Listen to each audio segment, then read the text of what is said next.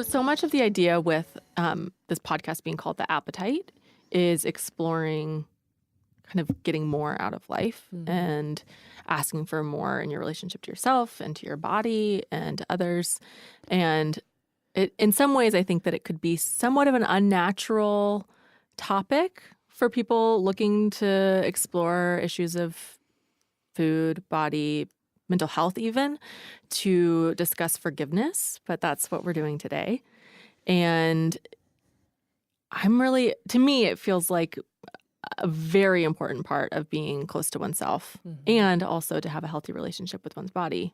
There's an aspect of forgiveness and acceptance in that too. So that's what we're going to be talking about today. Sweet.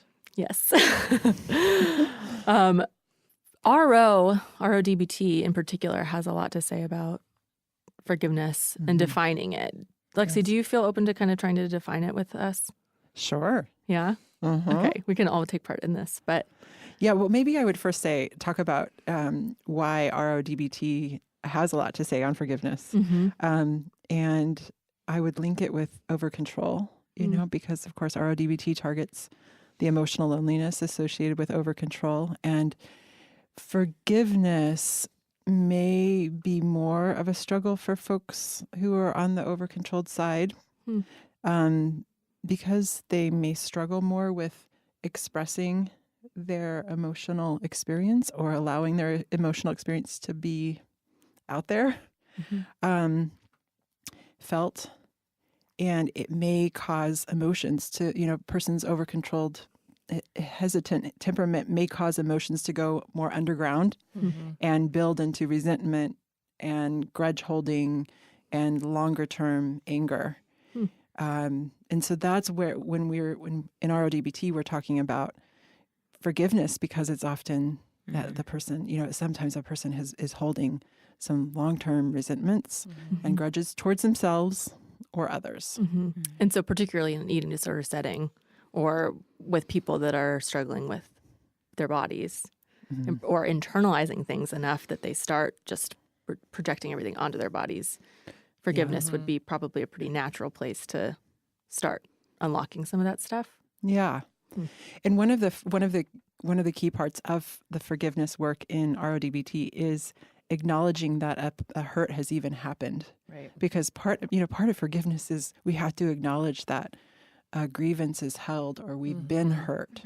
And to do the act of acknowledging something means moving towards it, acknowledging pain, moving towards memories that are perhaps painful and the exact thing you want to forget. So I think about that as just, one of the biggest, a huge first step in forgiveness is acknowledging that the hurt is there and that there has been a transgression. That's no small task, just encountering our pain in a lot of ways, right? No, I'm so curious, when you present this in the group, what's the initial reaction from most of the time? I mean, I think the few times that we've done this group, I feel like those sessions are heavy. Like there's silence. There's a lot more silence. I always feel more quiet heaviness in the room. Okay. Yeah. Well, usually I think of what gets brought up in some of the process groups at Opal is there's a lot more connection with anger towards their body. And that's where a lot of the avoided emotions have been directed to is being angry at their body. And where that we get at that part is in body image group, we do some letter writing from self to body. And usually, not always, but usually there's a lot of anger and hatred being expressed in those letters.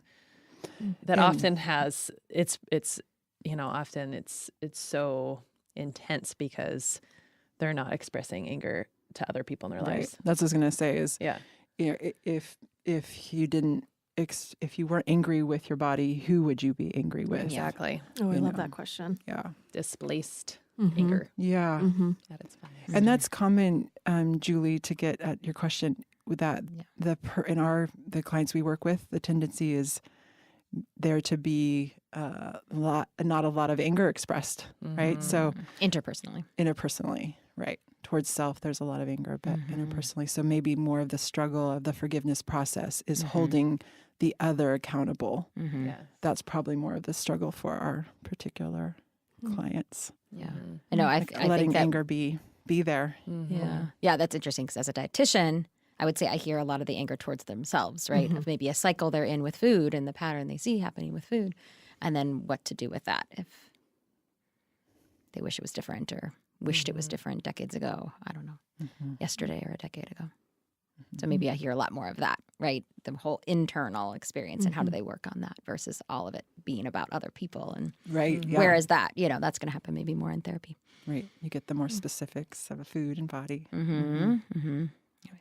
Well, and I always think of when we start out this class, I always ask, what when we use the term "I forgive you," what are we saying? What does that even mean? Yeah. When we forgive someone, what are we actually doing? If we unpack that, I sort of think about it in two different ways. I think first of like a very passive aggressive move that maybe a child would make, like, "Oh, I forgive you," Rolling of the eyes. Exactly. You're rolling the eyes. You don't actually mean it.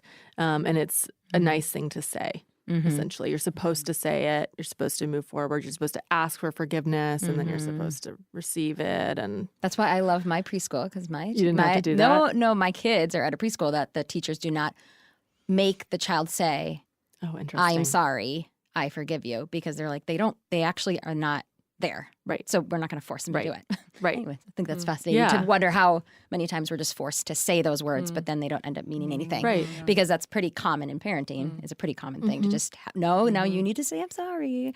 And Yeah. so, anyways, in that preschool environment, my kids have not been forced to do that. Well, I've actually read something about that recently, where I read that in lieu of having kids say, "I'm sorry," it's kind of more important to actually walk the kid through some sort of development of empathy first. Because if you're just going quick to "I'm sorry" or so quick to "I forgive you" on the other side of it, then you're not developing empathy. And if you're not, in the forgiveness realm of it, you might not also be really developing the skills to look internally at what's happened and to see where you're mad, see where you're upset, and then genuinely say, "I forgive you." So that would be the second side of it, not just the like passive aggressive version of "I forgive you," but really I think that it can represent, like, say, like this idea of I've been through a process and I'm coming to you now to tell you I've come to the other side.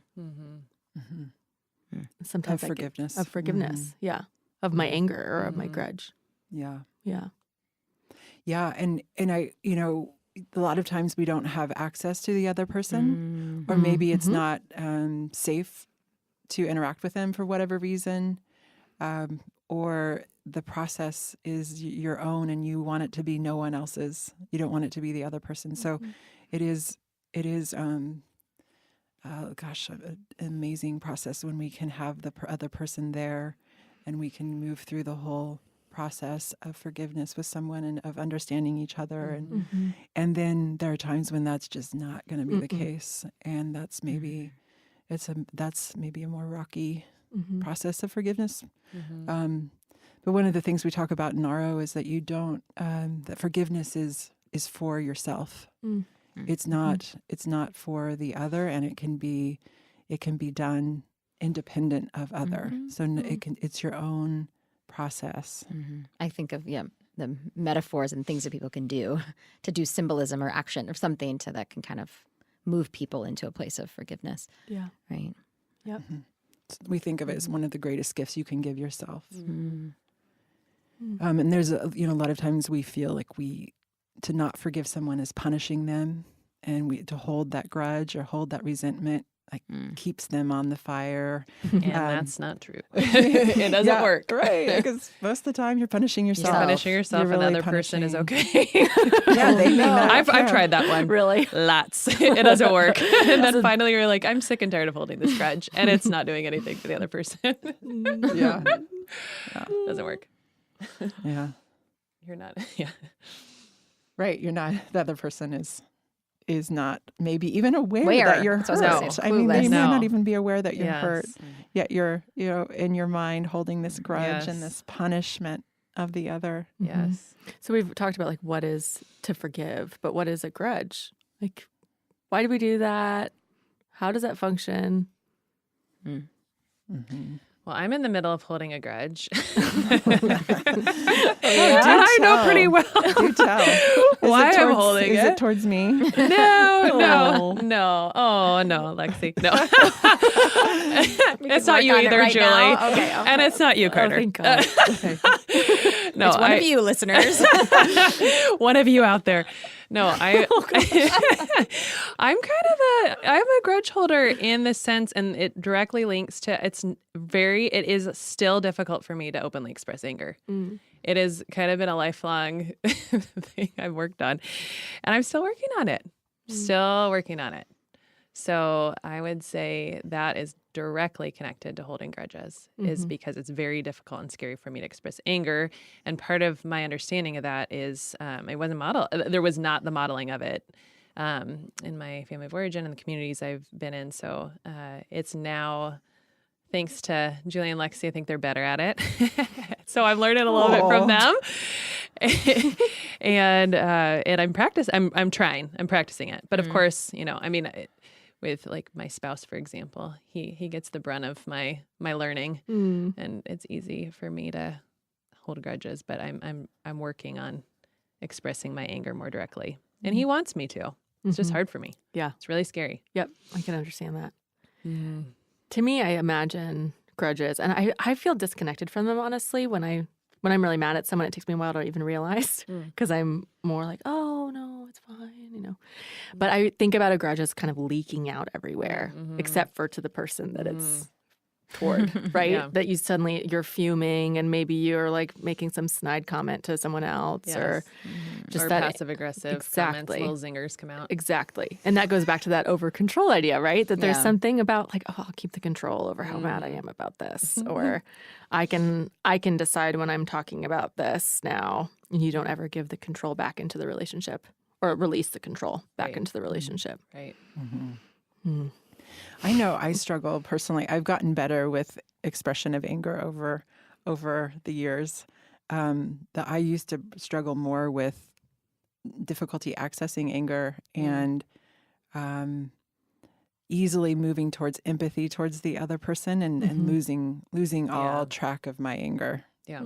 My empathy was so strong that I've easily slid into understanding the other's experience and couldn't find my own sturdy sense of self within whatever had happened. And so that's something I've been working on for years, and probably will be for life, because that's just my tendency is to ooze with empathy and lose my anger, move quickly to forgiveness too quickly. Yeah. I can go, I forgive easily. And it's harder to hold someone accountable or hold my anger in place for any length of time. That's where I struggle more. Yeah, I definitely relate to that. I relate to it so much, probably, that I'm wanting to ask, like, well, what's so wrong with being, forever Empathetic.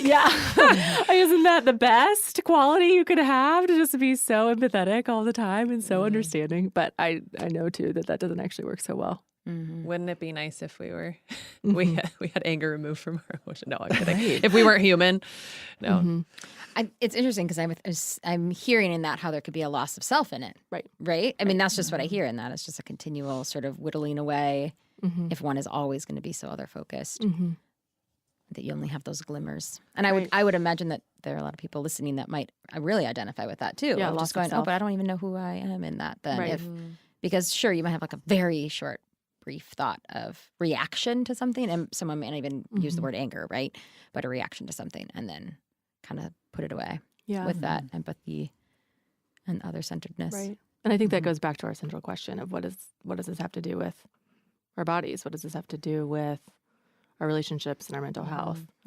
And to me, I think that it's if you're unwilling to be angry too, you're unwilling to see maybe that there's a full picture. And you might not be entirely wrong, and you and I might not be entirely right. And there's something more complicated to find out. And where is that anger going? Because it's there. It's going somewhere. It's getting displaced So- somewhere. I'm Yeah. wondering if maybe you got all you therapists in the room share just what are some of the things that your clients have come out working on anger towards, like towards themselves, towards others, towards other systems, or like just name some, just like start. I don't know, just like to give people some more clarity and some specifics on what are people mad about that could manifest themselves with eating and body image issues. Wow, what are people mad about? Yeah. I think there's a lot of anger towards family of origin. Okay. Like what kinds of things happen in the family of origin that they're mad about? Well, and we're working with adult clients, right? So it's stuff that they haven't dealt with, processed around things from childhood. Like what? Abuse. Thank you. Yeah. Okay. I'm just wondering. Parents miss and not being attuned to them.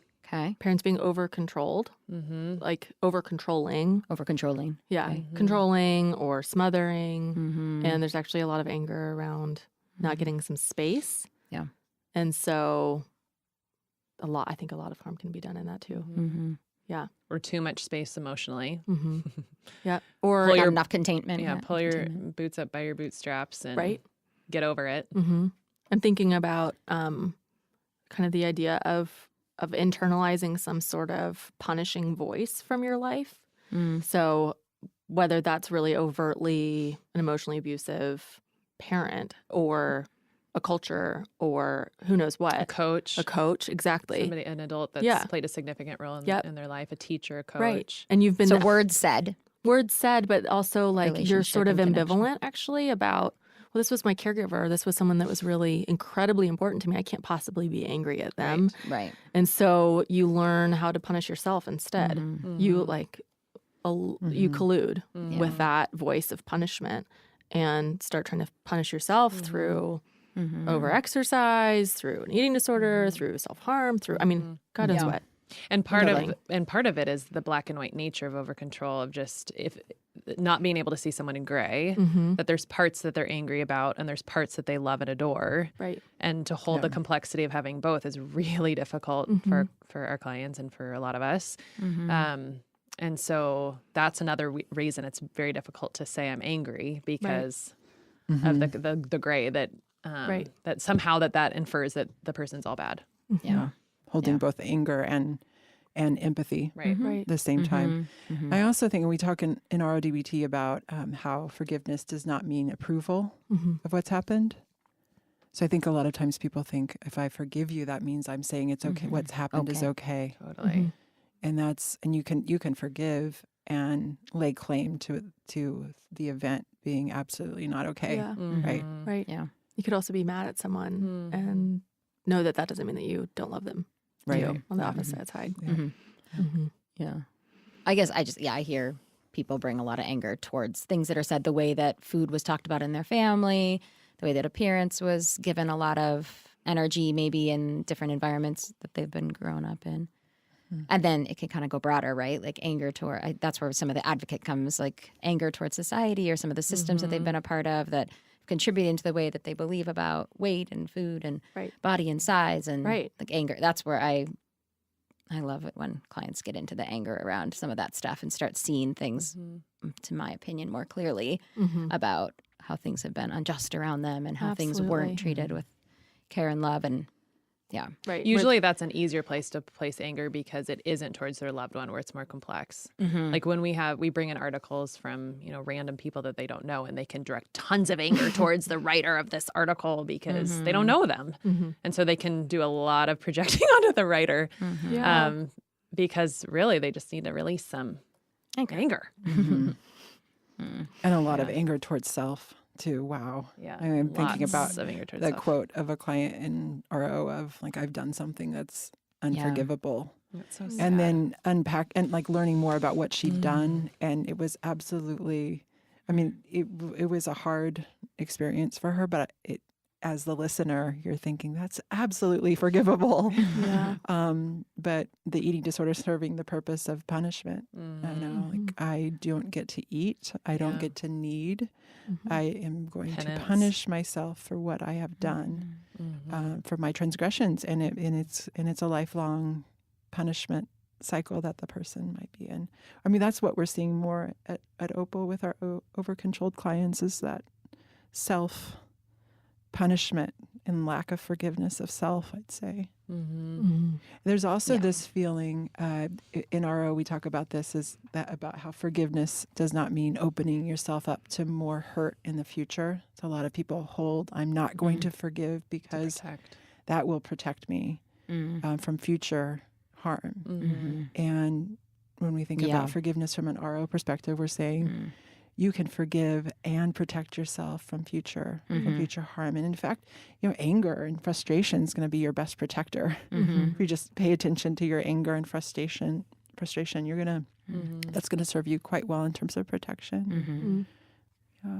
Yeah, that's interesting too. I think about the cycle of people coming in with regrets and frustration around behaviors that they've had with food. So much, what's the next step in terms of forgiving themselves? They don't want, they want to have the shame and the guilt because they feel like that's going to protect them from doing it again. But instead recognizing, wait, could forgiveness actually leave them with the hope of the next day being different? And I find so many times I'm like the only voice to them to say, like, it could be different. Like, it doesn't mean that you have to keep doing the same thing, but they're so scared of letting go of the judgment and the belief that that was so wrong and so bad and I can't possibly do that ever again. And there's no way I could forgive myself for that because they feel like that's going to be protective. But, Right. Like with, so digs them deeper. Right. Would that be like with someone eating too much of one thing or I would say weight, or what is it? Yeah, I feel like it's maybe more, I think of evening eating. I'm like thinking here of more of the stories I hear of more evening eating that could be overeating, could be binging. It could be just having a little nighttime snack that they told themselves they weren't going to have. Like, it doesn't have to be quantity. It can be just more their own decision of what they planned on doing and then didn't follow through on doing. Right. Yeah. So I think that How failure can be fuel for the lack of forgiveness and withholding the forgiveness because that's the only way. I've got to keep this. I got to harbor this. That's what's going to keep me from doing it again because I don't want to feel this way again tomorrow. So I need to have this anger towards myself and I have to keep. They think it's motivating. Yeah, exactly. It's like a motivation to keep doing the things that they're doing. Exactly. And that it actually gets modeled within the sport world too, is just how coaches, how they approach coaching a sport, right? How do they motivate their athletes? Do they motivate them through, that kind of punishing, or is that what's going to get the results? Interesting. I was just thinking too, OC, there's such a people-pleasing aspect of the OC temperament, and I think probably a lot of people don't want to align with it as being an aggressor. Yeah, right. Right? Right. And they can more towards themselves, but certainly not with people. Right. The overly agreeable subtype, certainly, right? Where that's the people-pleasing side is strong. Right. And anger is really more difficult to connect to for those who are on the more people-pleasing side. So that's probably going to be one of their struggles. And just for people that maybe haven't heard about overly agreeable versus overly disagreeable, I would want to add too that, like, for someone that's overly disagreeable and quick to be angry, maybe, the idea of actually being vulnerable to things that have happened to them and being upset about it and penetrable in that way is really important in terms of a forgiveness process or a grief process. Right. And wouldn't you say that would be more difficult or more easy to connect to the grief side, or sorry, more difficult to connect to the grief side. Right. And then maybe on the other hand, the overly agreeable person has more difficulty with the anger, but maybe a little bit easier access to grief. I know that fits me. Right. I have because the overly disagreeable maybe would struggle with the vulnerability of acknowledging that they've been hurt, that they're in pain, that they're in pain. There's been a transgression. Right. They may be quite, angry in their expression, but not really willing to show the vulnerability under that anger. I can land in that camp in times, right, ladies? Yeah. Yeah, I can do that. You weren't the person that came to mind, but it wasn't. Oh, good. I'm on the top of the list. Yeah. I did not have a Julie bubble in my head. No. Julie, can you think of a time that you were kind of going through that process? I can't. Right now, I can't think of like an example. It's just like something that kind of stirs, and then I feel like it's a way of being. Right? Like it's a protection that then I'm not going to bring it. And then if I do bring it, especially with Lexi and Kara and like that intimate relationship, like I can I can bring it eventually, but if I'm harboring it for a bit, I'm probably going to be more short and quick in interactions. I'm going to kind of avoid the possibility of talking.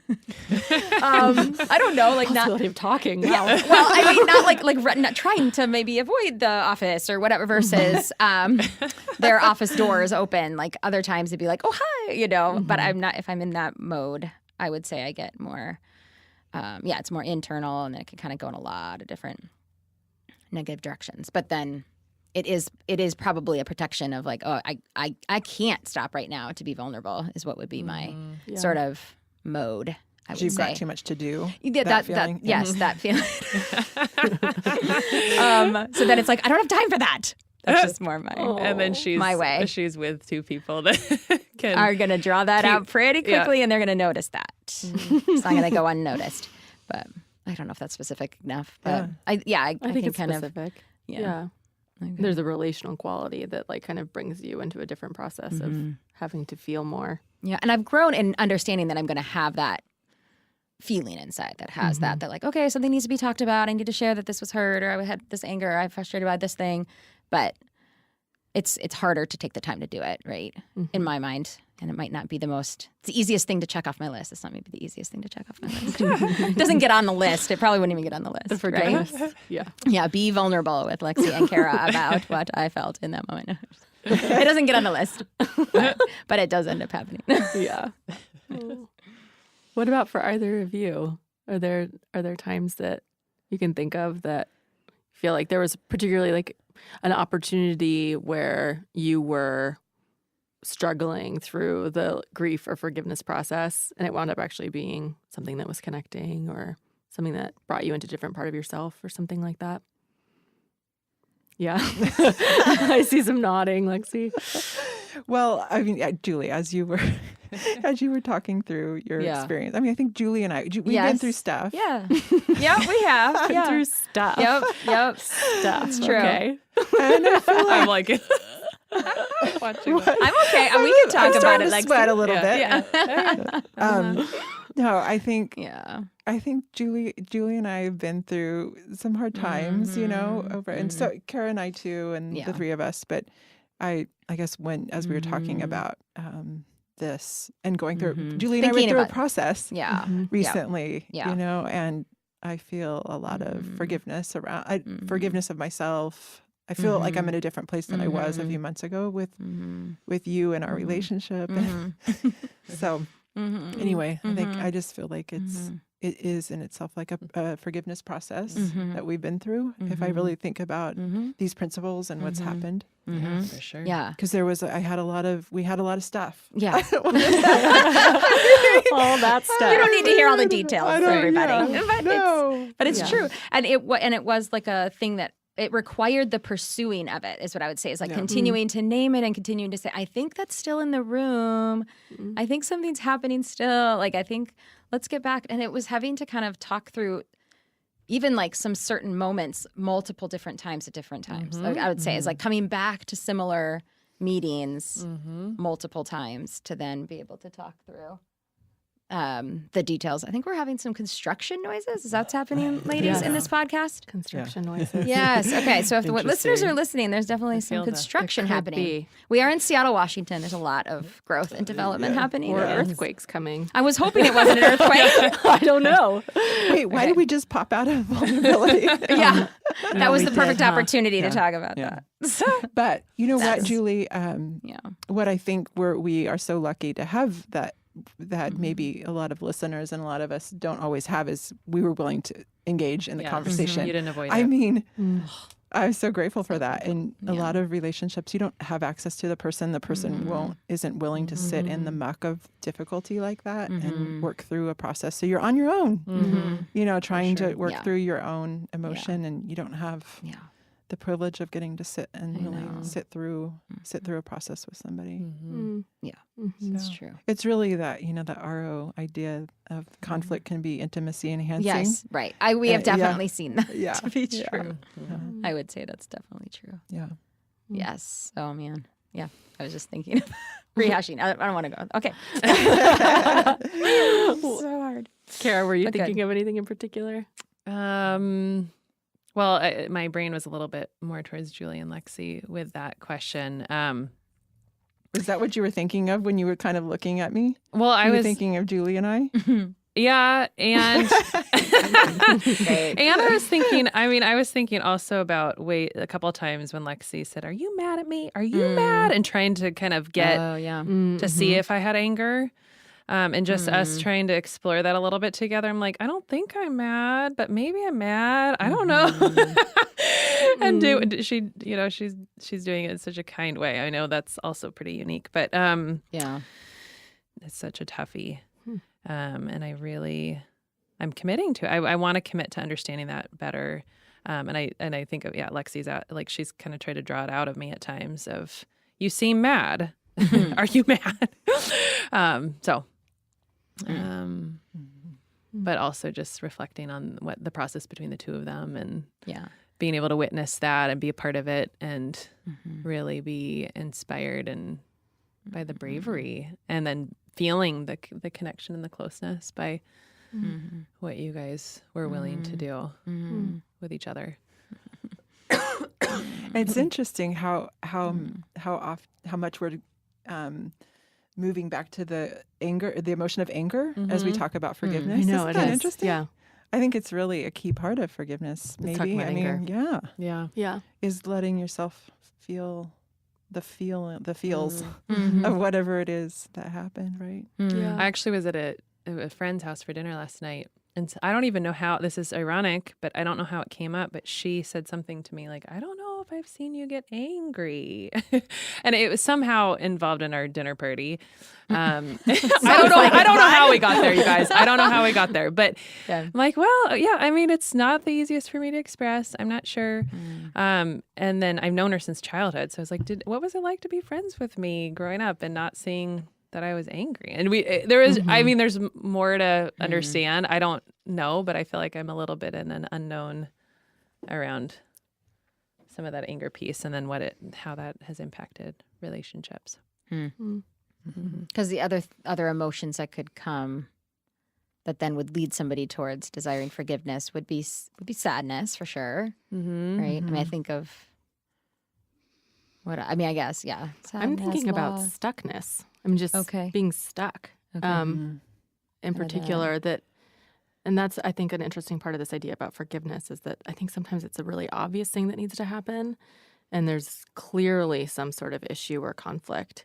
And then I think other times, too, there's a really subtle refusal to grow or refusal to move forward in your life or a refusal to deal with a particular issue or relationship or trauma experience or something. And I think that, I don't know, I mean, that can be a really scary place where you're like, oh, I'm just not interested. But I'm not sure that most people think of that as an opportunity to move into a process of grief and forgiveness. And I think that it really is. Right. I really do. And that's something we talk about in RO is what's as part of the process of forgiveness is looking at where you're stuck. Where's your edge? Right. Where's your edge? What do you keep going back to in your mind or your emotion that's keeping you stuck in the past or in an assumption that is no longer that's been blown out of the water? Right. That's big. Right. And we've talked in RO a lot too recently about how forgiveness is associated with grief and how that is because in forgiveness a lot of times we're having to grieve, mourn the loss of an assumption we had about life or about someone in particular or about who we are in the world, right? Who other people are in the world. There's something that's really core and Totally grief-stricken, about forgiveness. I keep thinking about something that feels really vulnerable to me, which is actually an experience of sexual assault. And it was something that, of course, I was, not necessarily, of course, but for me, I was moving through all the time, thinking through all the time, and really going through a process of trying to kind of reconcile what had happened and felt like I had moved probably way too quickly into forgiveness of this person. And I kept being the central story for me over and over and over again. And what wound up feeling like the most important process was when I was really willing to say, there's parts of me that showed up in that experience or didn't show up in that experience that I haven't been able to really face. And it was easier for me to be empathetic, probably, to the other person, and easier maybe for me to be mad at myself or mad at him sometimes too. But for me, for sure, it was really, really difficult to say, oh, there are parts of me that like I lost during that time that I haven't wanted to think about, or maybe some external factors that add to the complexity of the story. So maybe I've actually grieved the actual incident, but maybe some of the core beliefs that were there before and after haven't really been dealt with. And so going back in and saying what's lost, what was this about, has been so much richer and so much more releasing than just being mad or just being forgiving. There was like just a mess of complexity. Exactly.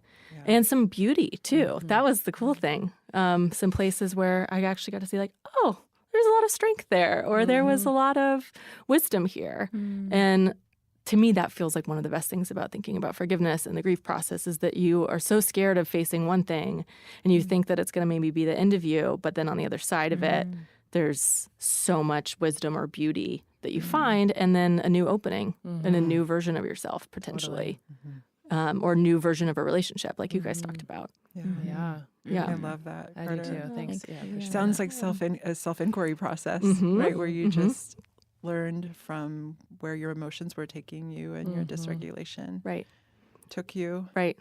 And the idea that who you were before is different than who you are after, and what the grief of that, that unknown of who you would be otherwise. Right.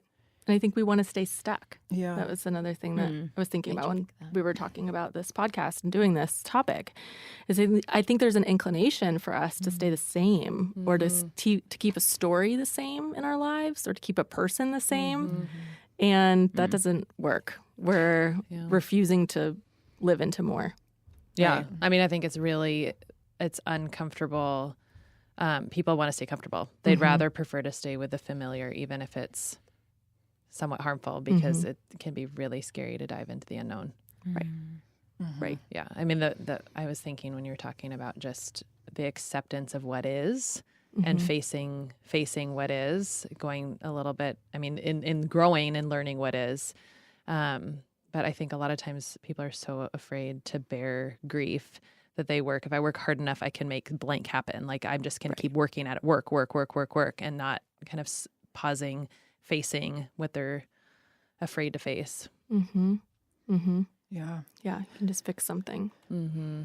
Because grief updates us. That's what it Right.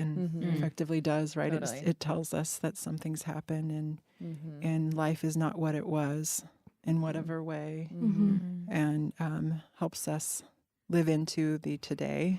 So if you don't grieve, you're living your life based on assumptions of yesterday. Yeah. Totally. And what does that mean? I mean, that has significant ramifications potentially in how we approach life, who we are, who we take into, who's at the table today. Right. You know? Right. I think of this poet named Nayira Waheed. I think I quoted her to you earlier, Lexi, but she has a line that says, grieve so you can be free to feel something new. Totally. And I love that because it feels like it's kind of this opening process, right? I imagine like an onion where you're just like peeling back layer after layer after layer, and eventually you get to some core. Maybe not an onion really, but but you're peeling away into something, and that feels like the grief process to me, because there's constantly another layer that can be found underneath there. Yeah. Yeah, one of the things too, when you say stuck, that comes to mind is cutoffs. Cutoffs with other people, cutoffs with yourself. Right. And how people use cutoffs as a quote unquote solution to conflict or to anger or to avoid. And yet cutoffs, often keep and hold all that emotion. It's just not being expressed. It's delaying It's delaying facing what is and bearing grief. So I have a lot of energy around that response or that solution to avoidance. Right. It can be sort of like amputating a part of yourself or amputating part of the problem or something like that. And Kara, you mean cutoffs without having gone through Exactly. process with the person. Exactly. Because I can see sometimes it makes sense to leave a relationship or, but there are other times when people leave relationships before the problem's even been addressed or acknowledged or approached in any way. Yeah, as a way to avoid. Yeah. Right. Yeah. Right. And not as a boundary. No. Because like Lexi's saying, there's obviously appropriate times to say, keeping a boundary between the two of us, and I'm going to go through this process by myself. Right. But if you're not willing to do that and you're cutting out another person, you're clearly avoiding going through the process alone, going through the process with them, and the end of the relationship is supposed to be the solution. And the sad part is, and I speak about this as a recipient of a cutoff in a significant relationship, is then you're not a part of their understanding the situation. Like there's a lot of assumptions and interpretations that are made of the other person. You're not allowing them to be a part of it. So then, I mean, it's really sad. It's very, it's so it's just really, it's sad. It's a giant fill in the blank. Right. You can insert anything in there. Yeah. The forgiveness process is so isolating then too, because both sides of whoever made the effort to have the cutoff could be working on forgiveness, right? But so could the person that was the recipient of the cutoff. I mean, that just feels so like. Well, and going back to what value that or not, I don't know, right? Right. And for me, I don't have access to the person. So my experience of forgiveness and grief is ongoing. It's cyclical. It's not, there's no closure. There's no closure. It pops up at different times. And the best I can do is respond to it when it comes like waves. But it's, when you don't have access to the person, and the ability to work through it interpersonally, it keeps going. Yeah. I would imagine part of that like cyclical process too is maintaining, I don't know if this is true for you, but maintaining some sort of hope.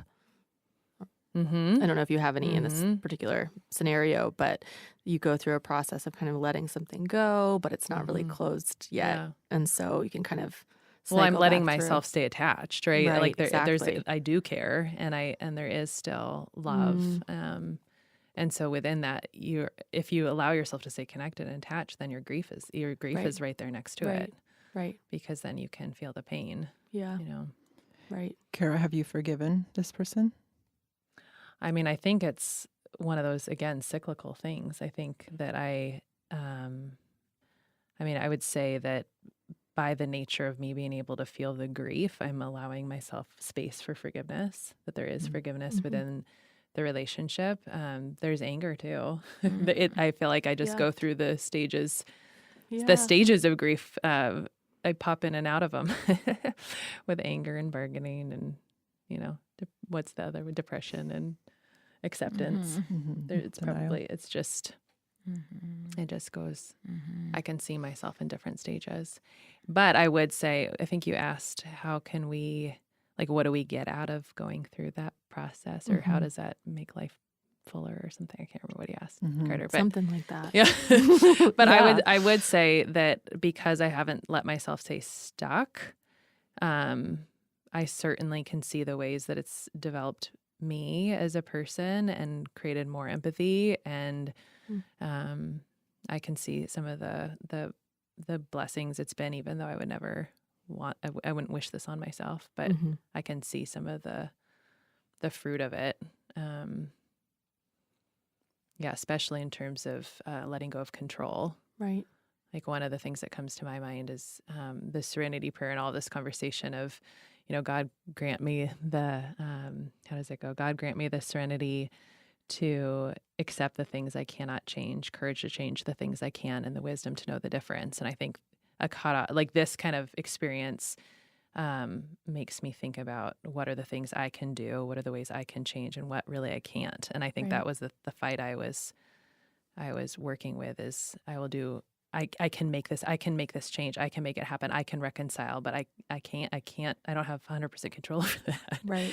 And that's a lesson I can take in a lot of places. Mm-hmm. Yeah. It sounds like you had an edge at one point on the I have some control here. Totally. Let me exercise my control. I'll make this happen. I'm effective in all these ways in my life. Totally. So your edge was trying to find your control at one point. And do you have a sense of other edges you encounter in your forgiveness process over the years? It goes back to what I said earlier about anger, how it's difficult for me to connect to the anger. It's been challenging to connect to the anger in this scenario towards this person. So I would say like that, that is challenging, and I've been able to some degree, but finding your anger is part of your edge. Yeah. Because I so badly want connection. Yeah. I'm thinking through this whole like cycle that you're describing that similar to what I had said in my story too, that there's a sense of wisdom and a sense of closeness to self that can happen. And that forgiveness isn't linear. It can come back in cycles. And I think especially in a situation where you're allowing yourself to stay attached still, I think that that's actually a really beautiful thing because it means that you're both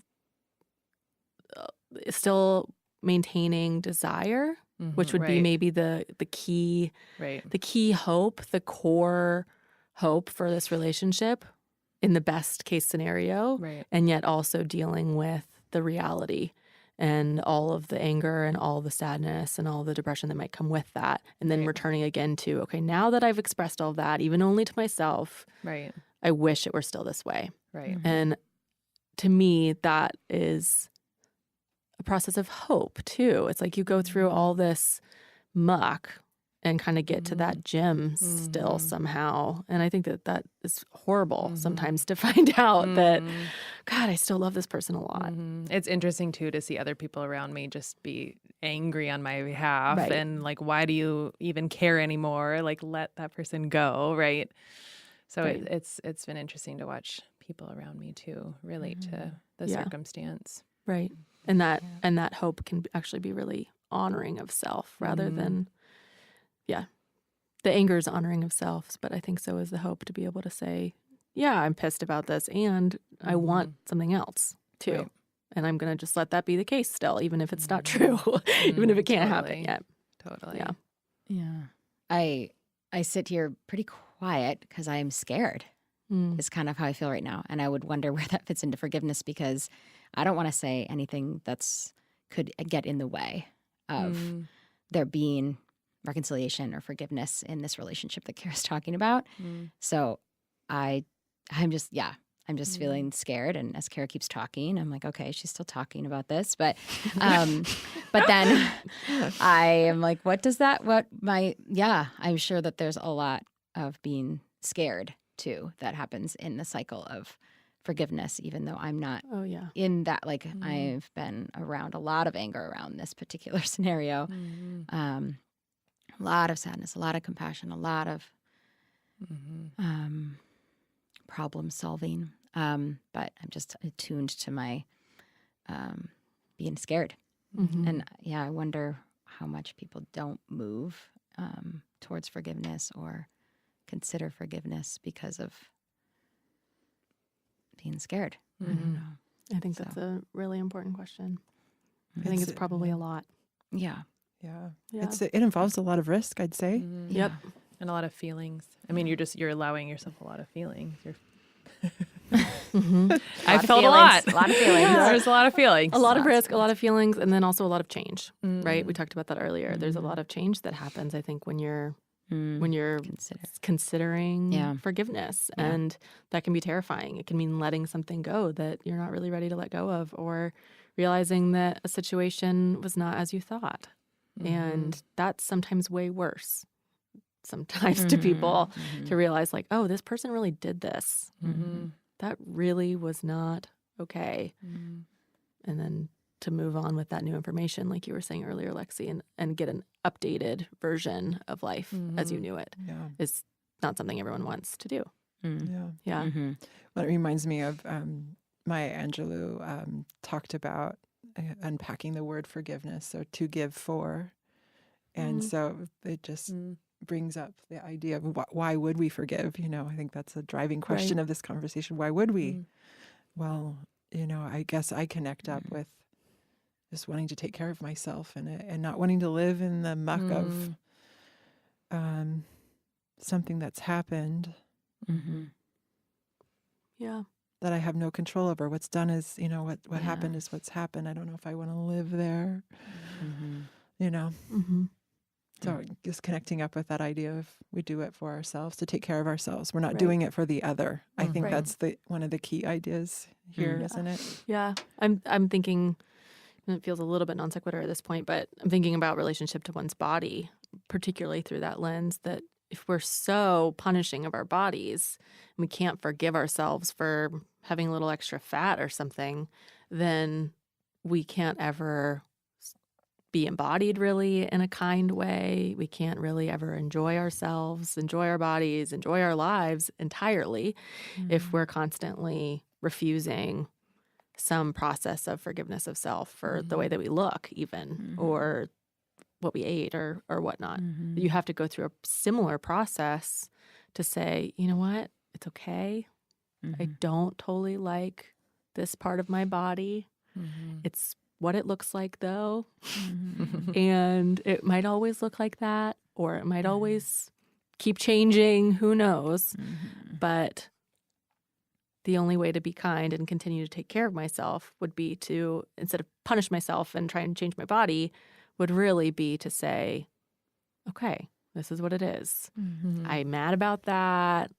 Wish it weren't the case, but let's find some sort of beauty here, some sort of kindness at least, and start caring about some new things too. Yeah, that it goes back to that acceptance of what is. Right. Yeah. Right. Yeah. And if you don't allow yourself to be in that space, then it's always the energy of the changing. And to me, it's acceptance of what is and then making meaning of what is. Right. Yeah. Like totally. there's something that feels Yep. like a big part of it in my process is what's the meaning of this? There's something that life's trying to tell me through this. And that's where we dive into the self-inquiry process. Right. Dysregulation and learning from Totally what our emotions are telling us. Right. I think one of the most comforting things, though, too, in that process for somebody and for myself is just that I was doing the best that I could, or I was doing what seemed like, if it was more of a self, having this relation, having it more in oneself. It's like I was doing the best that I could, and I feel like that's is true about somebody who identifies more as an OC and would be maybe considering this way, is like, yeah, they live doing the best that they can every moment. Like that's just how one lives. And so then if they've still ended in a moment that they feel regretful of this or that, or they don't like the way that their body looks, like, yeah, but you probably have, I probably have done the best that I could with all that I knew in each moment of my day, because that is the way that I live, So but I think it's harder to connect with, but I find that to be comforting. Or just a mantra of sorts, right? In contrast to the sort of punishing voice we talked about too, that would maybe refuse self-forgiveness. Yeah. The one that asks, was I doing the best I could? And normally would answer yes, is one that is probably way more compassionate and way more coming from a place of kindness and sort of a self-mothering posture of, look at what happened and you did what you could, or you still had the best intentions, or of course you wouldn't have wanted that to be the case, or whatever else. And that's the place where we can kind of turn into a different posture. And that's usually the starting point in groups is what would you say to your kids? What would you say to a friend? Right. What would be the voice you'd have to somebody else? Because often they can have a lot of compassion for other people that they care about. And then what would that be like to turn that voice towards yourself? Right. Yeah. And that voice often has a lot of gratitude in it. One of the aspects of forgiveness in RO is practicing thankfulness and gratitude. Because when you're feeling grudgy and resentful, thankfulness feels totally pops you out of that, right? So that's what I need to do. Yep, the end. Oh, Kara. Gratitude list. There's an example that's coming to my mind, though, of just thinking about how one particular story of just a client that's really connected to popcorn and chocolate and just kind of like getting back to the store and having so much regret, so much anger, so much frustration. And then finally to be able to hear the story of where that was introduced and the joy of where that was and the home environment where it was offered at a friend's down the street, and like so much gratitude about that place that she got to escape to as a kid and got to eat those things. And I'm like, oh, I could just see how I think that her, in our times talking about that and me more affirming why is going to move her towards a place of forgiveness towards herself, having this, what she believes is a very, unhealthy, quote unquote, pattern of eating those foods, But it was actually coming out of a place of trying to care for herself, maybe. Yes. By finding these doing the great, best, wonderful foods. Yep. And she can have actually a lot of gratitude about the way that she was introduced to those foods and brought those into her life and why they continue to be a part of her life. So I just think of that as those, as another, place of that forgiveness and how that lands for. Yeah.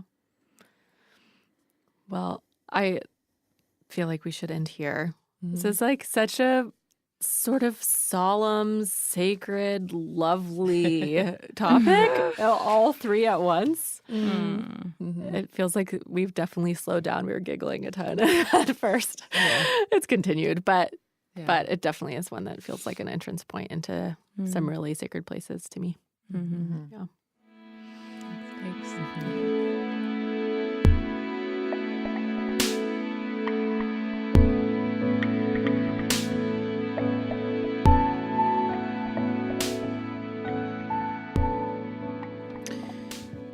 Okay, practicing forgiveness. To start, sit in a comfortable yet alert position and take a breath with awareness in order to center yourself into this moment. And bring into your awareness the memory of a past grievance or injury and the loss you need to grieve.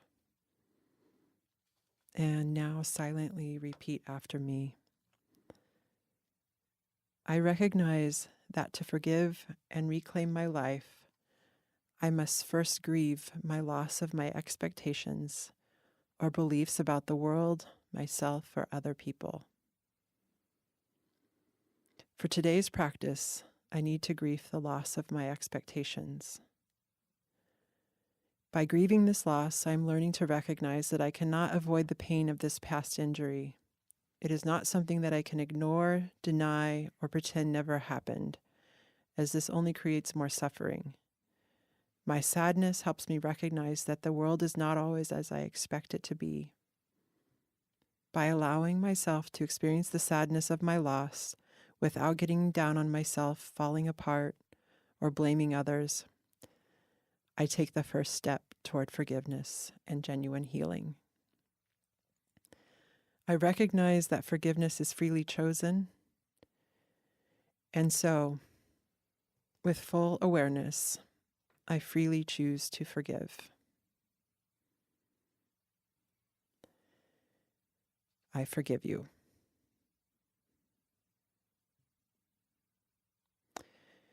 I recognize that this brief practice of forgiveness means taking care of myself, and that by repeating this practice frequently, I am freeing myself from useless anger, resentment, or rumination, and reclaiming my life by taking a step toward living more fully in the present.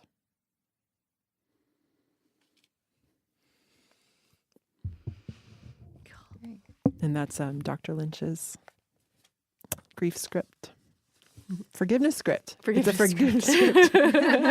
Very much so. Well, there's grief in there too, right? Yeah. Oh, yeah. Always.